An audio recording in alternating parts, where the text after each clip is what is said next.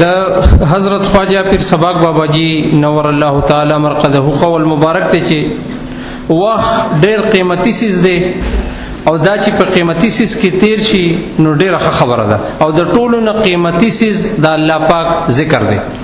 او زه خاص کوم مولانا لطیف الله حقانی صاحب ته چې هغې تشریف راوړي او منقبت شریف وړاندې کړي.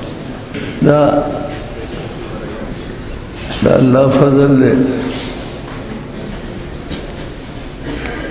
د خدای احسانات دي چې موږ دلته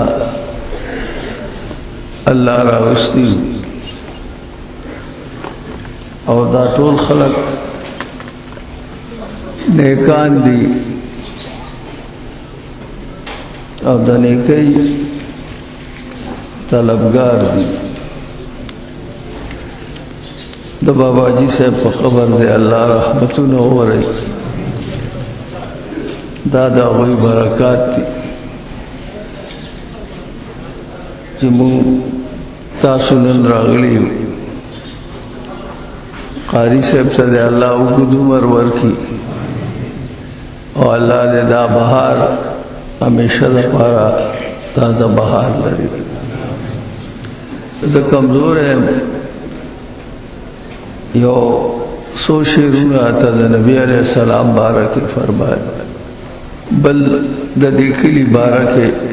څه شعرونه ما لیکلي دي. دا ډېر بختور کلی دی، نوم یې پیر سباق دی.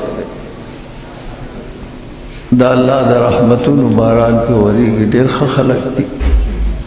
ناداننور په ګوته مه پټوه، ناداننور په ګوته مه پټوه، زما دلبر په ګوته مه پټوه، ناداننور په ګوته مه پټوه، ناداننور په ګوته مه پټوه، چې سلامۍ له سپوږمۍ پاس د آسمان راځي، چې سلامۍ له سپوږمۍ پاس د آسمان راځي، مخ منور په ګوته مه پټوه، مخ منور په ګوته مه پټوه، نادانت مې دلبر سپېجنې، نادانت میں دلبر سپیجنی، نادانت میں دلبر سپیجنی، نادانت میں دلبر سپیجنی، نبی سرور په ګوته مه پټوه، نبی سرور په ګوته مه پټوه، منم بشرو ستا پشان خنو، منم بشرو ستا پشان خنو، خیر البشر په ګوته مه پټوه، خیر البشر په ګوته مه پټوه، زما دلبر په ګوته مه پټوه، زما دلبر په ګوته مه پټوه، ناداننور په ګوته مه پټوه، جمله نبیان مقتدیان دي رورا، جمله نبیان مقتدیان دي رورا، جمله نبیان مقتدیان دي رورا، جمله نبیان مقتدیان دي رورا، داس رهبر په ګوته مه پټوه، داس رهبر په ګوته مه پټوه،